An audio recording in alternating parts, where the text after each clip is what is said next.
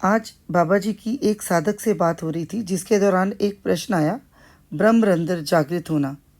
तो आइए बाबा जी से पूछते हैं, ब्रह्मरंध्र होता क्या है और ये जागृत कैसे होता है। हाँ गुरुदेव, पहले आ, आपसे बात हुई थी तो ये मैं 2005 से मतलब दीक्षित हूँ गुरुदेव से। तो वो जो आप मेन बात जो बताते हैं कि पहले आपको कोई भी गुरुदेव से दीक्षा लेकर के गुरु मंत्र चालू करना है, तो 2005 जी। से गुरुदेव मैंने चालू कर दिया हूँ। तो अभी अच्छा जी। इस साल 2005 से जो साधना चल रही थी, तो इसी साल जब मुझे वो जो आप नाद बताते हैं गुरुदेव, लास्ट में ओम, वो ठीक है। जो अंतिम वाला ये झिंगुर की आवाज से चालू होकर के वो माँ में मतलब अभी रुकी हुई है। और गुरुदेव इसी से क्या ब्रह्मरंध्र खुलता है क्या? भाई साहब, पहले ब्रह्मरंध्र को समझिए। ब्रह्म कहते हैं परमात्मा को, ब्रह्मांड के स्वामी को, ईश्वर को, और रंध्र कहते हैं छिद्र को।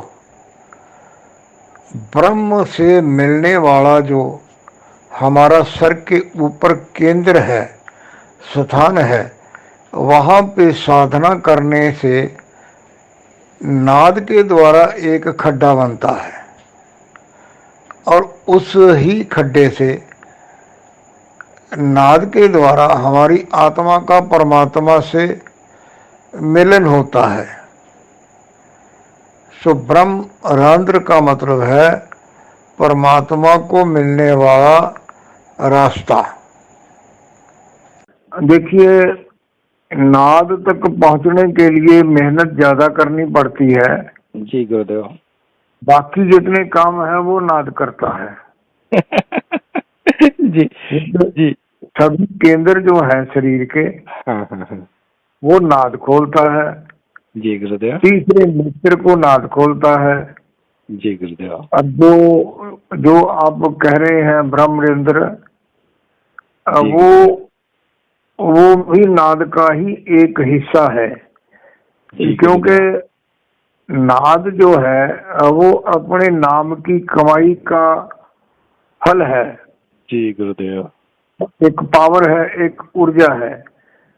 और जी गुरुदेव। ऊपर से परमात्मा की ऊर्जा, परमात्मा की कृपा जिसको हम कहते हैं, जी वो ऊपर से आती है और उसके लिए जो है जी वो सर में जगह बनती है। जी गुरुदेव। देखिए, जब बच्चा पैदा होता है तो उसके सर में एक खड्डा होता है। जी गुरुदेव। जैसे जैसे वो संसारी होता जाता है वो बंद होता जाता है। जी गुरुदेव। उसी से माता के गर्भ में बच्चे को जो ऊर्जा मिलती है, ताकत मिलती है, जी गुरुदेव। उससे वो पलता है, बढ़ता है, यानी कि विकसित होता है।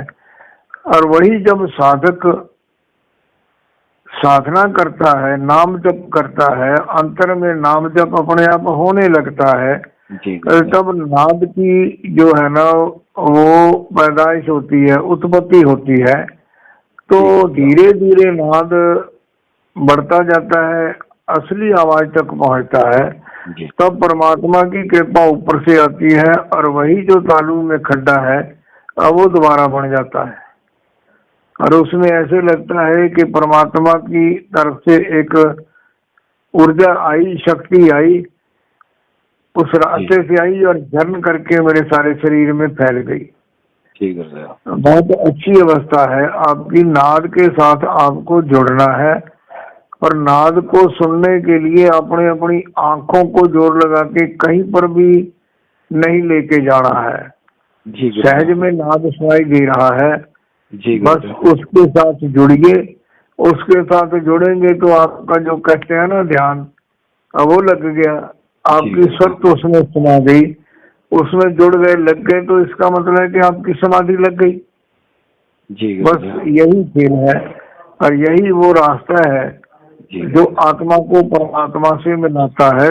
और अंत समय में यही वो अवस्था बनती है कि नाद जी में जुड़े हुए व्यक्ति को जब मृत्यु आती है जी गुरुदेव। तो वो नाद जो है ना वो उसको परम तत्व में ले जाता है, उसमें वो समा जाती है और वो जन्म मरण के चक्कर से निकल जाता है। जी गुरुदेव। मौत तभी आएगी जब आपका मौत का निर्धारित समय आएगा, उससे पहले गुरुदेव। मौत नहीं आती है। हाँ, जितना भी आप नाद रूपी कमाई कर सकते हो उसको जी करो, गुरुदेव। उसी में आपका जो है ये कर्मों का लेखा जोखा जो है वो कट जाएगा, खत्म हो जाएगा। जी गुरुदेव। ठीक है जी, और तो कुछ? हाँ गुरुदेव, इसमें गुरुदेव जैसे अभी मैं आपसे बात कर रहा हूँ, मेरे आंखों से आंसू आने लगते हैं गुरुदेव। मतलब एक वो तड़प जो है यानी परमात्मा से मिलने की, वो तड़प रहती है गुरुदेव। ऐसा वो क्यों होता है?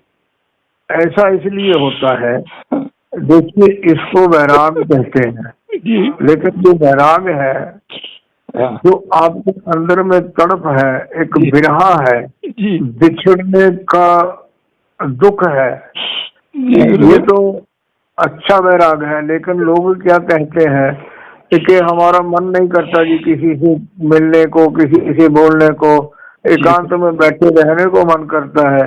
जी। ये वैराग झूठा है।